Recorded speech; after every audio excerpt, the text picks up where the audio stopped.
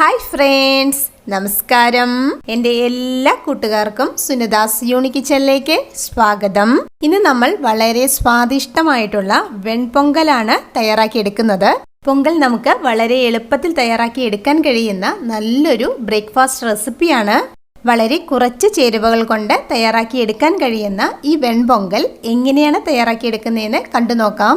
പൊങ്കൽ തയ്യാറാക്കിയെടുക്കുന്നതിന് വേണ്ടിയിട്ട് 1/4 കപ്പ് അളവിൽ ചെറുപയർ പരിപ്പ് എടുത്തിട്ടുണ്ട്. ഈ പരിപ്പ് നമുക്ക് ആദ്യം തന്നെ ഡ്രൈ റോസ്റ്റ് ചെയ്തെടുക്കണം. അതിന് വേണ്ടിയിട്ട് ഈ ഒരു പാനിലേക്ക് ഇട്ട് കൊടുക്കുന്നുണ്ട്. നമ്മൾ പായസത്തിനൊക്കെ വേണ്ടി എടുക്കുന്ന ചെറുപയർ പരിപ്പുണ്ടല്ലോ, അതാണ് എടുത്തിട്ടുള്ളത്. പരിപ്പ് വറുത്ത് കളർ മാറേണ്ട ആവശ്യമൊന്നുമില്ല. പരിപ്പ് വറുക്കുമ്പോൾ നല്ലൊരു വാസന വരും. അതുവരെ നമ്മളിത് വറുത്തെടുക്കണം. ഗ്യാസ് ഒരു ലോ ഫ്ലെയിമിൽ ഒരു 3 മിനിറ്റ് നേരമൊക്കെ വറുത്താൽ മതിയാകും. ചെറുപയർ പരിപ്പ് വറുക്കാതെയും നമുക്ക് പൊങ്കൽ തയ്യാറാക്കി എടുക്കാവുന്നതാണ്.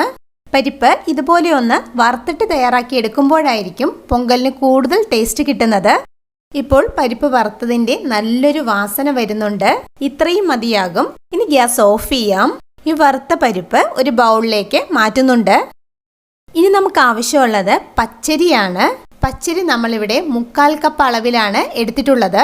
പച്ചരി ഈ ഒരു ബൗളിലേക്ക് ഇട്ട് കൊടുക്കുന്നുണ്ട്. നമ്മളിവിടെ 1/4 കപ്പ് പച്ചരിക്ക് 1/4 കപ്പ് ചെറുപയർ പരിപ്പ് ആ ഒരു റേഷ്യോയിലാണ് എടുത്തിട്ടുള്ളത്.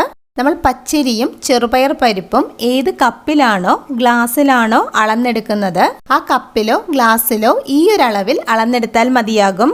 ഇനി ഈ പച്ചരിയും ചെറുപയർ പരിപ്പും ഒരു 3-4 പ്രാവശ്യം നല്ലതുപോലെ കഴുകിയെടുക്കണം. അതിനുശേഷം നമുക്കിത് വേവിച്ചെടുക്കാം. ഇപ്പോൾ ഇവിടെ ഇത് നല്ലതുപോലെ കഴുകി വെള്ളം കളഞ്ഞെടുത്തിട്ടുണ്ട്. ഇനി ഇത് കുക്കറിലേക്ക് ഇട്ട് കൊടുത്ത് കുക്ക് ചെയ്തെടുക്കണം. നമ്മളിവിടെ ഇത് കുക്ക് ചെയ്യുന്നതിന് വേണ്ടിയിട്ട് 3 കപ്പ് വെള്ളമാണ് ഒഴിച്ചു കൊടുക്കുന്നത്. പച്ചരിയും ചെറുപയർ പരിപ്പും രണ്ടും കൂടി ടോട്ടൽ നമ്മളിവിടെ 1 കപ്പ് അളവിലാണ് എടുത്തിട്ടുള്ളത്. ആ 1 കപ്പ് അളവ് കണക്കാക്കിയിട്ടാണ് നമ്മളിതിലേക്ക് 3 കപ്പ് വെള്ളം ഒഴിച്ചു കൊടുത്തിട്ടുള്ളത്. ഇനി നമുക്കിതിലേക്ക് ആവശ്യത്തിന് വേണ്ട ഉപ്പ് ചേർത്ത് കൊടുക്കാം. നമ്മളിത് കുക്ക് ചെയ്തെടുക്കുമ്പോൾ പച്ചരിയും പരിപ്പും നല്ലതുപോലെ വെന്ത് കുഴഞ്ഞു വരണം. ഉപ്പ് ചേർത്ത് കൊടുത്ത് നല്ലതുപോലെ ഇളക്കിയതിന് ശേഷം കുക്കർ അടച്ചു വെച്ചിട്ട് നമുക്കിത് കുക്ക് ചെയ്തെടുക്കണം. ഞാനിവിടെ ഗ്യാസ് ഹൈ ഫ്ലെയിമിൽ 1 വിസിൽ വന്നതിന് ശേഷം ഗ്യാസ് ലോ ഫ്ലെയിമിൽ 5 മിനിറ്റ് നേരമാണ് കുക്ക് ചെയ്തെടുക്കുന്നത്. ഇപ്പോൾ ഇവിടെ കുക്കറിന്റെ പ്രഷർ എല്ലാം പോയിട്ടുണ്ട്. അരിയും പരിപ്പും നമുക്കിവിടെ പാകത്തിന് വെന്ത് കിട്ടിയിട്ടുണ്ട്. ഇനി നമുക്കിതിലേക്ക് താളിച്ച് ചേർക്കണം. ഇനി നമുക്കിത് അടച്ച് ഒരു സൈഡിലേക്ക് മാറ്റി വെക്കാട്ടോ. താളിച്ച് ചേർക്കുന്നതിന് വേണ്ടിയിട്ട് ഒരു പാനിലേക്ക് 2 ടേബിൾ സ്പൂൺ നിറയെ നെയ്യ് ഒഴിച്ചു കൊടുക്കുന്നുണ്ട്. നെയ്യ് കൂടുതലായിട്ട് ചേർത്ത് കൊടുക്കുമ്പോഴായിരിക്കും പൊങ്കലിന് കൂടുതൽ ടേസ്റ്റ് കിട്ടുന്നത്. നെയ്യ് തന്നെ വേണമെന്നില്ല. നമുക്കിഷ്ടമുള്ള ഏത് കുക്കിംഗ് ഓയിൽ വേണമെങ്കിലും എടുക്കാവുന്നതാണ്. ഇപ്പോൾ നെയ്യ് മെൽറ്റായി വന്നിട്ടുണ്ട്. ഇനി നമുക്കിതിലേക്ക് 1 ടേബിൾ സ്പൂൺ കുരുമുളക് ചേർത്ത് കൊടുക്കാം. 1/2 ടീസ്പൂൺ നല്ല ജീരകമാണ് ഇനി ചേർത്ത് കൊടുക്കുന്നത്. കുരുമുളകും ജീരകവും നല്ലതുപോലെ മൂത്ത് വരണം. കുരുമുളക് മുഴുവനായിട്ട് ഇടുന്നതിന് പകരം ചതച്ച് ചേർത്ത് കൊടുക്കാവുന്നതാണ്. ചെറുതായിട്ട് അരിഞ്ഞെടുത്ത് ഇഞ്ചി ചേർത്ത് കൊടുക്കുന്നുണ്ട്. കാഷ്യൂ നട്ട്സ് ആണ് ഇനി ചേർത്ത് കൊടുക്കുന്നത്. നമ്മളിവിടെ അരിഞ്ഞെടുത്ത ഇഞ്ചി 1 ടേബിൾ സ്പൂൺ അളവിലാണ് ചേർത്ത് കൊടുത്തിട്ടുള്ളത്. കാഷ്യൂ നട്ട്സ് നമുക്ക് ഇഷ്ടമുള്ള അളവിൽ ചേർത്ത് കൊടുക്കാവുന്നതാണ്. കാഷ്യൂ നട്ട്സ് ഒരു ഗോൾഡൻ കളർ ആവുന്നത് വരെ നമുക്കിത് ഫ്രൈ ചെയ്തെടുക്കണം. പച്ചമുളക് അരിഞ്ഞതാണ് ഇനി ചേർത്ത് കൊടുക്കുന്നത്.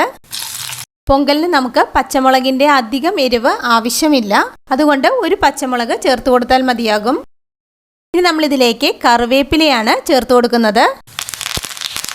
ഗ്യാസ് ഒരു ലോ ഫ്ലെയിമിൽ ഇളക്കി കൊടുത്ത് ഇതെല്ലാം മൂപ്പിച്ചെടുക്കണം. ഗ്യാസ് ഓഫ് ചെയ്തതിന് ശേഷം നമുക്കിതിലേക്ക് 1/4 ടീസ്പൂൺ കായത്തിൻ്റെ പൊടി ചേർത്ത് കൊടുക്കണം. കായപ്പൊടി ചേർത്ത് കൊടുത്ത് ഒന്ന് ഇളക്കിയതിന് ശേഷം നമ്മൾ റെഡിയാക്കി വെച്ചിരിക്കുന്ന പൊങ്കലിലേക്ക് ഇത് ചേർത്ത് കൊടുക്കാം. താളിച്ച് ചേർത്തതിൻ്റെ ഫ്ലേവർ മുഴുവനും പൊങ്കലിലേക്ക് കിട്ടുന്നതിന് വേണ്ടിയിട്ട് നമുക്കിതൊരു 5 മിനിറ്റ് നേരം അടച്ചു വെക്കണം. 5 മിനിറ്റിന് ശേഷം നമുക്കിതെല്ലാം കൂടി ഇളക്കി നല്ലതുപോലെ യോജിപ്പിച്ചെടുക്കണം. നമ്മൾ പച്ചരിയും ചെറുപയർ പരിപ്പും കുക്ക് ചെയ്യുന്നതിന് വേണ്ടിയിട്ട് ഒഴിച്ചു കൊടുത്ത 3 കപ്പ് വെള്ളം കറക്റ്റ് പാകത്തിനുള്ളതായിരുന്നു. വെള്ളത്തിൻ്റെ അളവ് കൂടിപ്പോയി കഴിഞ്ഞാൽ പൊങ്കൽ കഞ്ഞി പോലെ ആയിപ്പോകും. നമ്മളിത് ഇളക്കി കൊടുത്ത് മിക്സ് ചെയ്തെടുക്കുമ്പോൾ ചോറും പരിപ്പും നല്ലതുപോലെ ഉടഞ്ഞ് യോജിച്ച് വരണം. ഇപ്പോൾ ഇവിടെ ഇത് നല്ലതുപോലെ മിക്സ് ചെയ്തെടുത്തിട്ടുണ്ട്. അപ്പോൾ വളരെ സ്വാദിഷ്ടമായ വെൺപൊങ്കൽ റെഡിയായി വന്നിട്ടുണ്ട്. പൊങ്കൽ സാമ്പാറിന്റെയും ചട്നിയുടെയും കൂടെ കഴിക്കാൻ നല്ല രുചിയാണുള്ളത്. പൊങ്കൽ സൈഡ് ഡിഷ് ഇല്ലാതെ കഴിക്കുമ്പോഴും നല്ല ടേസ്റ്റ് തന്നെയാണുള്ളത്. അപ്പോൾ വെൺപൊങ്കൽ എല്ലാവരും ഇതുപോലെ ഒന്ന് തയ്യാറാക്കി നോക്കണം. ഉറപ്പായിട്ടും എല്ലാവർക്കും ഇഷ്ടമാകും. വീഡിയോ ഇഷ്ടമായാൽ സബ്സ്ക്രൈബ് ചെയ്യാനും ഷെയർ ചെയ്യാനും മറക്കല്ലേ. Thank you. ബൈ.